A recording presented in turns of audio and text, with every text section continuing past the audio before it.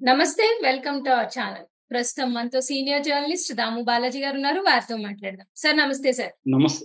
Sir ఉత్తరప్రదేశ్‌లో జరుగుతున్న మహా కుంభమేళాలో ఘోర ప్రమాదం జరిగింది. తొక్కిసలాట జరిగి చాలా మంది చనిపోవడం అనే న్యూస్ వచ్చింది సార్. నిన్న ఆల్రెడీ మీరు మాట్లాడారు. సో, అసలు ఎందుకని ఇలాంటి ఇన్సిడెంట్ జరిగింది సార్? అలాగే పూర్వంలో కూడా చాలా సార్లు కుంభమేళా జరిగింది కదా! అటువంటప్పుడు కూడా ఇలాంటి ఇన్సిడెంట్స్ జరిగాయా సార్? మహాకుంభమేళాలో ఇప్పుడు ప్రయాగరాజ్‌లో ఈ త్రివేణి సంగమంలో హ్మ్. 29వ తేదీ early morning around between 1 and 3 ఈ మధ్యలో తొక్కిసలాట జరిగింది. సెక్టర్ 16 అని చెప్తున్నారు. ఇదేందంటే గంగా, యమున, సరస్వతి నదుల సంగమం అన్నమాట. ఆహ్, ఇది ఇక్కడ ఎక్కువగా ఈ అదే పవిత్ర స్థానాలంటారు. ఇదేందంటే మౌని అమావాస్య. మౌని హ్మ్. అమావాస్య అనేది వెరీ వెరీ చాలా పవిత్రమైనది. హ్మ్. మనకు మామూలుగా ఈ పవిత్ర స్థానాలనేవి ఓవరాల్‌గా 6 డేట్‌లలో జరుగుతున్నాయన్నమాట. ఇప్పుడు ఈ కుంభమేళా అనేది జనవరి 13 నుంచి ఫిబ్రవరి 26 వరకు 45 రోజులు జరిగితే, ఇందులో 6 రోజులు పవిత్ర స్థానాల డేట్లు ఇచ్చారు. జనవరి 13, 14, జనవరి 29, దాని తర్వాత ఫిబ్రవరి 3, 12, 26. సో, ఇదన్నమాట షెడ్యూల్. అందుకని 6 రోజుల్లోనే అందరూ గూడా 6 రోజుల్లోనే చేయాలి అనుకుంటారు. సో, అందుకనే క్రౌడ్‌లు విపరీతంగా వచ్చారు. సో, ఇప్పుడు నిన్న మనం చెప్పుకున్నాం. బట్ ఇప్పుడేందంటే అఫీషియల్‌గా ఉత్తరప్రదేశ్ ప్రభుత్వం ప్రకటించింది. ఇది దానికి సంబంధించి ఆ కుంభమేళాకు సంబంధించిన ఐజీ ఎవరైతే ఉన్నారో వైభవ్ కృష్ణ ఆయన అనౌన్స్ చేశారు. డీఐజీ. ఆయన ఏం చెప్పారంటే 30 మంది చనిపోయారు. ఒక 60 మంది వరకు గాయపడ్డారు అనేది ఆయన చెప్పాడు. బట్ కొన్ని మీడియా ఛానెల్‌లు అక్కడికి వెళ్లి ఇండిపెండెంట్‌గా సర్వే చేశాయి. అందులో చాలా మంది బాధితులతో అక్కడి నుంచి బయటపడిన వాళ్ళతో చాలా మందితో మీడియా మాట్లాడారు. ఆహ్, వాళ్ళు బాధితులు ఏం చెప్తున్నారంటే ఇంకా ఎక్కువ మంది చనిపోయారు. మా ఫ్యామిలీస్‌లో 5 మంది లేదు. మిస్ అయ్యారు. నలుగురు మిస్ అయ్యారు. మేము 30 మందెళ్ళాం మా ఊరు నుంచి. 6 మంది కనబడలేదు. ఇలాగా వాళ్ళు చెప్తున్న బైట్స్ అంతా కూడా నేను చూసాను. So, okay sir. ఇంకా ఎక్కువ మంది చనిపోయినారా అన్న డౌట్ అయితే వస్తుంది. ఎందుకంటే మామూలుగా ఆయన వైభవ్ కృష్ణ కూడా చెప్పాడు. మేము ముందుగానే నేను హెచ్చరించాను అక్కడున్న నిర్వాహకుల్ని. పెద్ద ఎత్తున జనం వస్తారు ఇక్కడికి అని చెప్పి. అయినా గూడా మేము ఊహించిన దానికంటే ఎక్కువొచ్చారు. దాదాపు మేము 10,00,000 వరకు వస్తారని ప్రిపేర్ అయితే, ఇంకా ఎక్కువ మంది వచ్చేసారు. దానివల్ల అక్కడేందంటే, అది మన నోస్ ఆకారంలో ఉంటదనమాట. నేరోగా ఉంటది ఆ స్పాటు. ఆ కలిసే స్పాటు. అందువల్ల నిడివి తక్కువగుంటది. సో, అక్కడ మునగడం అనేది అంత పెద్ద స్థాయిలో కష్టమనమాట. అందుకని ఈ ప్రమాదం జరిగిందని చెప్తున్నారు.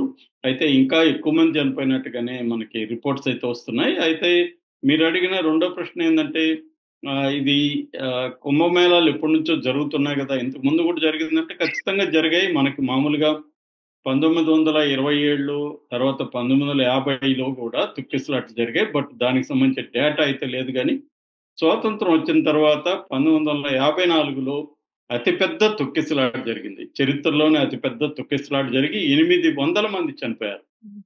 అప్పుడు దానికి కారణం ఒక ఏనుగని గూడా చెప్తారనమాట. ఒక ఏనుగు ఏనుగు. వల్లనే ఏనుగు అది దానికి ఉన్మాదంలాగా వచ్చి జనంలోకి వచ్చేసింది. దాని వల్లనే తొక్కిసలాట జరిగింది. 800 మంది చనిపోతే అప్పుడు గూడా దాని మీద విచారణ అవన్నీ కూడా నెహ్రూ గవర్నమెంట్‌లో అది గూడా అప్పుడు ఫిబ్రవరి 3 అది గూడా ఇలాగే మన అప్పుడొచ్చి అలహాబాద్ అనేవాళ్ళు దాన్ని. ప్రయాగరాజ్‌కి తర్వాత పేరు మారింది. అలహాబాద్‌లో జరిగిందది. సో, అక్కడ అప్పుడు ఆహ్, దాదాపు 800 మంది చనిపోయిన తర్వాత నెహ్రూ ప్రధానంగా ఏమన్నంటే వీఐపీలు వల్లనే ఇది జరిగిందనేది కూడా ఇప్పుడు నెహ్రూ చెప్పాడు. వీఐపీలని రావద్దని గూడా ఆయన పిలిపిచ్చాడప్పుడు. ఆ తర్వాత మనకి పెద్ద ఎత్తున జరిగిందొచ్చి 1986లో హరిద్వార్‌లో జరిగింది.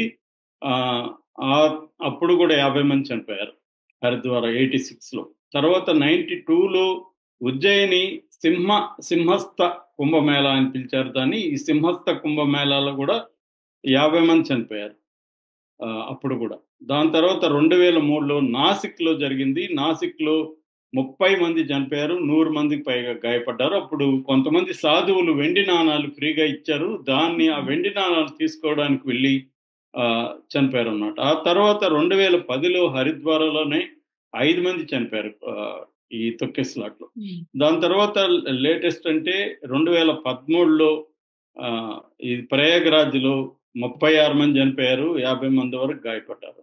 సో, మనం చరిత్ర చూస్తే కుంభమేళాల్లో ప్రతిసారి కూడా ఆల్‌మోస్ట్ ఏదో ఒక తొక్కిసలాట అయితే జరుగుతుంది. జనం చనిపోతూనే ఉన్నారు. ఎందుకంటే నేను నిన్న కూడా చెప్పాను. ఇది largest and oldest religious congregation అన్నమాట. దీన్ని యునెస్కో వాళ్ళు కూడా ఇంటాంజిబుల్ కల్చరల్ హెరిటేజ్‌గా పిలిచారు. మామూలుగా యునెస్కో వాళ్ళు టాంజిబుల్ కల్చరల్ హెరిటేజ్‌గా కొన్ని సైట్‌లను గుర్తిస్తారు.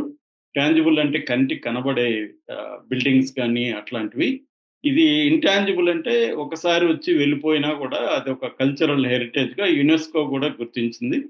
ఈసారి మోడీ ప్రభుత్వం గాని, ఉత్తరప్రదేశ్ ప్రభుత్వం గాని దీన్ని పెద్ద ఎత్తునైతే నిర్వహించడానికి ఏర్పాట్లయితే చేశారు. అవును సార్. దాదాపు 40,000 హెక్టార్ల పరిధిలో ఇవి జరిగాయి. మొత్తంగా హరిద్వార్, ఉజ్జయిన్, నాసిక్, ప్రయాగ్‌రాజ్ ఈ 4 ప్లేసుల్లో జరుగుతుంటాయన్నమాట ఇవి. సో, దీనికి దాదాపు 407 మంది డాక్టర్‌లని, 700 మంది పారా మెడికల్ స్టాఫ్‌ని నియమించారు. 24 గంటలు 24/7 అత్యవసర సేవలుంటాయన్నమాట. ఒక 100 బెడ్ల సెంట్రల్ హాస్పిటల్ అని అక్కడ ఏర్పాటు చేశాడు. దాంతో పాటు అక్కడ ఒక భీష్మ క్యూబ్ అని ఒక చిన్న ఇది ఏర్పాటు చేశారు. అందులో ఒకేసారి 200 మందికి ట్రీట్మెంట్ ఇచ్చే ఒక కార్యక్రమం కూడా ఉంది. అట్లాగే 40,000 మంది పోలీసులను అక్కడ మోహరించారు. దాంతో పాటు పారామిలిటరీ బలగాలు ఇవన్నీ కూడా ఉన్నాయి. అట్లాగే దీనికోసం 450 కిలోమీటర్ల రోడ్లు వేశారు. గార్డ్స్ దాదాపు మొత్తం 25 సెక్టర్స్‌ని ఏర్పాటు చేశారన్నమాట. అంటే ఇంతకు ముందు కంటే కూడా పెంచారు మొత్తం గూడా. అవును సార్. ఏర్పాట్లన్నీ పెంచారు. తర్వాత ఏఐ టెక్నాలజీ ఉపయోగించి సీసీటీవీలు, తర్వాత హెలికాప్టర్లు ఒక రకమైన ఆహ్, నాసా ఎట్లా ఏర్పాట్లు చేస్తుందో ఆ స్థాయిలో చేశారు. అయినప్పటికి కూడా ఈ ప్రమాదం జరగడం అయితే దురదృష్టకరం. ఎందుకంటే దేశ విదేశాల నుంచి భక్తులొస్తారు. దాదాపు ఫస్ట్ అయితే 40,00,00,000 వస్తారని అంచనా వేశారు. ఇప్పుడైతే 50,00,00,000 అని చెప్తున్నారు. సో, ఎక్కువగా మహిళలు చనిపోయినట్టుగా మనకు అర్థమవుతుంది దీంట్లో. ఎందుకంటే అక్కడ ఎక్కువ మంది వాళ్ళే ఉన్నట్టుగా చెప్తున్నారు. వాళ్ళలో ఎక్కువ మహిళలే. ఎందుకంటే వాళ్ళు ఫిజికల్‌గా మెన్‌తో పోలిస్తే బలహీనంగా ఉండడం కూడా ఒక కారణం. దానివల్ల వాళ్ళే చనిపోయారు. అయితే దీని మీద ఇటు ఆప్ గాని, ఇటు సమాజ్‌వాదీ గాని విమర్శలు కూడా చేస్తున్నారు. దీనికి ప్రధాన కారణం వీళ్ళు ఫోకస్ చేయట్లేదు అక్కడ. వీవీఐపీల కల్చర్ బాగా పెరిగిపోయింది.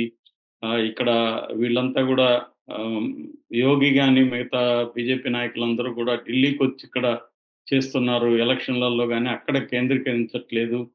భక్తుల మీద వీళ్ళకి ఏమాత్రం శ్రద్ధ లేదు. ఈ విమర్శలన్నీ వస్తున్నాయి. దాన్ని బీజేపీ వాళ్ళు తిప్పికొడుతున్నారు. ఇవి జరిగినప్పుడు మామూలే రాజకీయంగా అవును ఇవి సార్. వస్తాయి. కానీ ఇప్పుడు గూడా ఇంకా 26థ్ వరకు ఉంది కాబట్టి ఇటువంటివి పునరావృతం కాకుండా చూసుకోవాలి. బట్ భక్తులు మాత్రం చనిపోయినా గూడా ఏమాత్రం తగ్గలేదంట. సేమ్ వస్తున్నారు.